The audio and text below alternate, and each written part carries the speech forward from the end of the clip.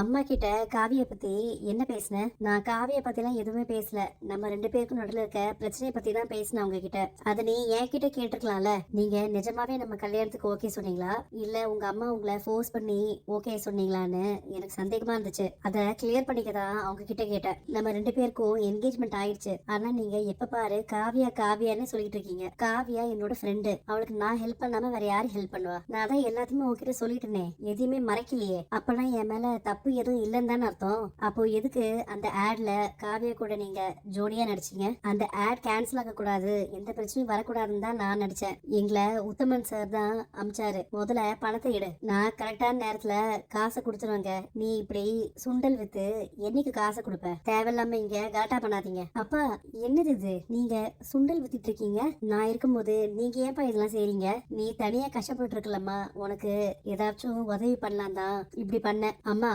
முதல்ல இந்த காவியாவை வெளியே அனுப்பாம வீட்டுக்குள்ளே வைமா. அவ வெளியே வந்தானா நம்ம யாரும் வெளியில தலை காட்ட முடியாது. பாருங்க, இந்த பேப்பர்ல இவளை பத்தி தான் நியூஸ் வந்திருக்கு. பாரு உன்னை பத்தி என்ன எழுதிருக்காங்கன்னு. போச்சு, கொஞ்சம் நெஞ்சம் இருந்த மான மரியாதையும் போச்சு. இனிமேல் ஊர்ல இருக்க எல்லாரும் என்ன தப்பா பேசுவாங்க. எனக்கு எங்கேயோ வேலையும் கிடைக்காது. இனிமேல் நான் வெளியில தலை காட்ட முடியாத மாதிரி ஆயிடுச்சே.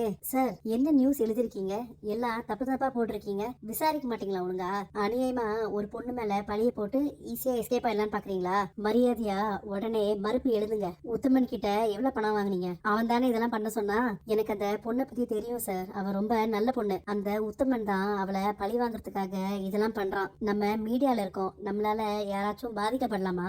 இதெல்லாம் பார்த்தா மக்களுக்கு உங்க மேல இருக்கிற மரியாதை தான் போகும். அந்த பொண்ணை நான் கூட்டிட்டு வரேன் சார், நீங்க மன்னிப்பு போடுங்க. இப்போ என்ன தம்பி, அந்த காவியா இன்னைக்கு பணத்தை கட்டிடுவாளா? அவ பணம் கட்டுறதுக்கான எல்லா வழியையும் நான் அடைச்சிட்டேன். இனிமேல் இவங்களை நம்பி யாரும் பணம் கொடுக்க மாட்டாங்க. காவியா என்கிட்ட தான் வந்தாகணும். அப்போ நான் சொல்றத அவ கேட்டுதான் ஆகணும்.